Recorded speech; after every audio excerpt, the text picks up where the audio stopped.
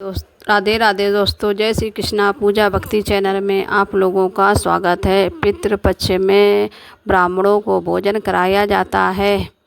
7 सितंबर से पितृपक्ष प्रारंभ हो रहे हैं और इस दिन पड़ने जा रहा है चंद्र ग्रहण। ऐसे में पितृपक्ष के दौरान 3 चीज़ें भूलकर मत खाना, वरना पितृ हो जाएंगे क्रोधित और पूरा घर हो जाएगा कंगाल। दोस्तों, अभी हाल ही में हमारे जो है ज्योतिष शास्त्र उन्होंने बताया है कि चंद्र ग्रहण इस वर्ष बहुत ही ज़्यादा प्रलय का माहौल बना रहा है। ऐसे में चंद्र ग्रहण का आना धरती पर प्रलय का कारण माना जाता है। भयंकर चंद्र ग्रहण से पितृपक्ष प्रारंभ हो रहे हैं, जिसमें कि आप पूरे देश चारों तरफ उथल पुथल देख सकते हैं।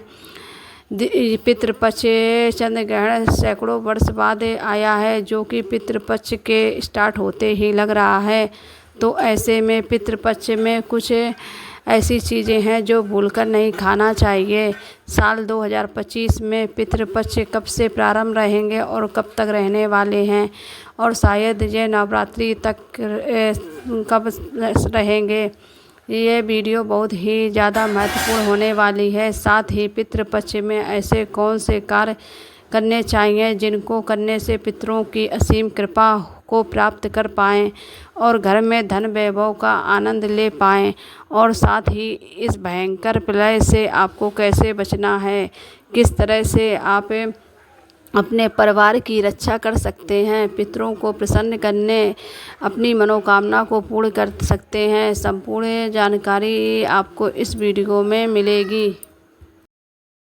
ब्राह्मणों को जो भोजन कराएं वो पका है हो भोजन हो, जैसे कि पूरी, खीर, मूंग की दाल, कचौड़ी, जलेबी, ऐसी चीज़ों का भोग लगाएं। लेकिन याद रखें, पितृपक्ष के दौरान घर में मशरूम की दाल नहीं खानी चाहिए, ऐसा हमारे शास्त्र कहते हैं। दोस्तों, मसूर की दाल में अलावा पितृपक्ष के दौरान काले नमक का, जीरे का सेवन भी नहीं करना चाहिए। ब्राह्मण भोजन में इन चीज़ों को शामिल करना चाहिए। पितृपक्ष के दौरान मूली, लौकी, खीरा और सरसों और साग को बिल्कुल भी नहीं खाना चाहिए। श्राद्ध पक्ष में इन चीज़ों को खाना और खिलाना दोनों ही वर्जित होते हैं। श्राद्ध पक्ष के दौरान पितरों के भोजन में नींबू नहीं डाला जाता है। आप स्वयं नींबू का सेवन कर सकते हैं, लेकिन पितरों के भोजन में, ब्राह्मण भोजन में नींबू न डालें। पितृपक्ष के दौरान कोई तांत्रिक क्रियाएं भी नहीं की जाती हैं, इसलिए इस दौरान दूध, दही या सफ़ेद खाद्य पदार्थ जैसे कि सफ़ेद रंग की मिठाई, बर्फ़ी इत्यादि का सेवन नहीं करना चाहिए। लेकिन ये चीज़ आप अपने घर में ही बनाकर खा सकते हैं। अगर कोई आपको इन चीज़ों को देता है तो अपने पितृपक्ष के दौरान ऐसी चीज़ कभी किसी से नहीं लेनी चाहिए। दोस्तों, पितृपक्ष के दौरान गाय के दूध का सेवन करने से बचना चाहिए, खास तौर पर वह गाय जिसने हाल ही में अपने बच्चे को जन्म दिया हो। ऐसी गाय के दूध का सेवन भूलकर भी ना करें। पितृपक्ष के दौरान खीर अवश्य ही बनाएं और खीर को पितरों का ब्राह्मणों को खिलाएं। इसलिए आप पितृपक्ष के दौरान दूध से ही खीर बनाकर उसका भोग लगाकर प्रसाद के रूप में उसे ग्रहण कर सकते हैं, लेकिन खाली दूध का सेवन ना करें। पितृपक्ष के दौरान कढ़ी बनाना और खाना भी वर्जित है।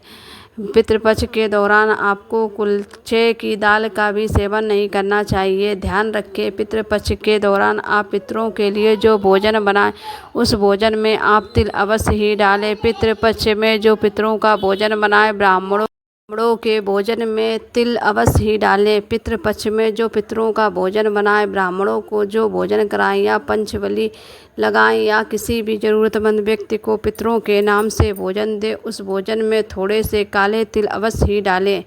शास्त्रों के अनुसार जिस भोजन में काले तिल होते हैं वह भोजन पितृ ग्रहण करते हैं, लेकिन जिस भोजन में काले तिल नहीं होते उसे भूत पिशाच ग्रहण करते हैं। इसलिए इस बात का विशेष ध्यान रखें। दोस्तों, पितरों के भोजन काले तिल डालकर ही आप पितरों को भोग लगाएं। काले तिल भूत पिशाच से श्राद्ध के भोजन की रक्षा करते हैं, इसलिए इस बात का विशेष ध्यान रखें।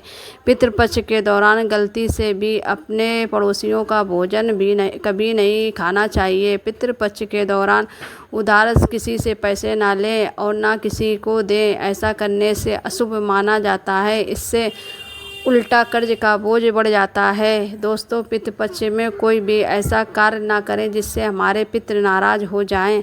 आप थोड़े से ही प्रयास से पितरों को प्रसन्न कर सकते हैं। दोस्तों, गरुड़ पुराण के अनुसार ऐसे कौन से व्यंजन हैं जिसको पितरों से के लिए बनाने चाहिए। सबसे पहला है दूध और चीनी से बनी खीर। पितरों के लिए अगर आप बहुत सारे व्यंजन बना रहे हैं तो आपकी परिस्थिति के अनुसार बनाने चाहिए। पितरों की तृप्ति के लिए चीनी से बनी खीर अवश्य बनानी चाहिए, जिससे सूखे मेवे डालकर पितरों को तर्पण कर सकें। इस व्यंजन में सब खीर में सब चीज़ मिलानी चाहिए। दूसरी कद्दू का ज़रूर बनाना चाहिए। पितरों को बहुत अधिक प्रिय होता है। कद्दू एक सात्विक व्यंजन है, अक्सर परोसा जाता है। सादे का भोजन बना रहे हैं तो कद्दू की सब्ज़ी अवश्य बनाएं और पितरों का आह्वान करते हुए उन्हें अर्पण करें। तीसरा है शुद्ध घी की रोटी, जो कि पितरों को याद करते हुए एक रोटी गाय को और 2 छोटी छोटी रोटियां बनाकर गाय और कुत्ते को खिलाएं। इनसे पितर प्रसन्न होते हैं, तृप्त होते हैं, आपको अवश्य आशीर्वाद प्रदान करेंगे। चौथा बात यह है कि पीली मूंग दाल और सफ़ेद उड़द की दाल, दोनों दालों को विषय में हमारे पुराण में बताया गया है, जिसमें 2 दालें से बने व्यंजन चाहे वह मीठे या नमकीन पितरों के लिए बनाने चाहिए। अगर आप उनकी श्रद्धा तिथि पर ये दालें बनाते हैं तो उनको बहुत ही ज़्यादा खुशी होती है, आपको उससे लाभ होता है। इसके अलावा आलू, गेहूं से बनी पूरी, मीठी गुड़ की रोटी, केसर वाली चावल, काले चने, बेसन से बनी चीज़ें पितरों के लिए बनाई जाएं। पितर प्रसन्न होकर उन्हें ग्रहण करते हैं। दोस्तों, इस दिन कैसा भोजन सर्वश्रेष्ठ माना जाता है।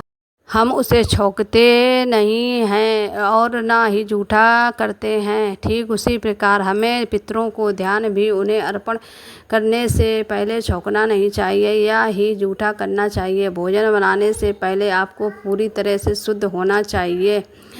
भोजन नहीं बनाना चाहिए, अशुद्धि में भोजन नहीं बनाना चाहिए। पितृ भोजन को नहीं बनाना चाहिए। पितृ भोजन बनाने से पहले रसोई घर को गंगा जल से, और यदि गंगा जल ना हो तो साधारण जल से छिड़क कर पहले स्वच्छ कर लेना चाहिए। उसके बाद भोजन बनाने से पहले ओम पितृदेवाय नमः या ओम वासुदेवाय नमः, इन मंत्रों का उच्चारण कर कर ही भोजन बनाना आरंभ करना चाहिए।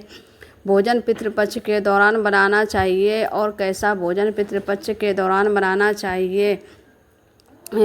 देखिए, श्राद्ध पक्ष पर अपने घर में मांसाहारी भोजन ना पकाएं, क्योंकि पैतृक में प्रवेश के पश्चात पितरों पर भोजन सात्विक ही माना जाता है। श्राद्ध या भोजन में ये चीज़ प्रयोग नहीं करनी चाहिए।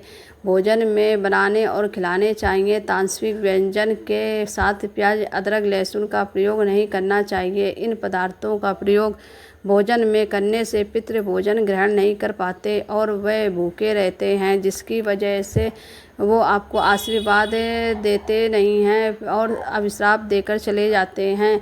मसाले का प्रयोग नहीं करना चाहिए। जितना ही हो सके भोजन में सात्विक बनाना चाहिए, जिससे पितर उन्हें आसानी से ग्रहण कर पाए। यह एक सबसे महत्वपूर्ण बात है। आपको बताना चाहती हूँ कि हम भोजन तो परोसे देते हैं, लेकिन पितरों की तस्वीर लगाकर नहीं रखते हैं। गाय कुत्ते को भी खिला देते हैं, भोजन के साथ अर्पण करना भूल जाते हैं। तो सबसे ज़रूरी है जल अर्पण करना। पितरों को आप भोजन ना कि अर्पण करें, किंतु जल का अर्पण पितृपक्ष के पूरे महीने में यानी कि 16 दिन तक ज़रूर करें, जिससे पितृ प्रसन्न होते हैं होकर अपने पितरों को भोजन खिलाकर संतुष्ट कर बहुत ज़रूरी है करना। 16 दिनों में हमें पितृपक्ष का आवश्यकता के अनुसार सारे कार्य करने चाहिए। ऐसे ही पितृपक्ष में सभी कार्य करने चाहिए जिससे कि आपकी सारी घर की दरिद्रता दूर हो जाए। हमारी वीडियो अच्छी लगी हो तो चैनल को लाइक सब्सक्राइब कमेंट कीजिए और कमेंट बॉक्स में कमेंट कीजिए भक्ति चैनल पूजा भक्ति चैनल को।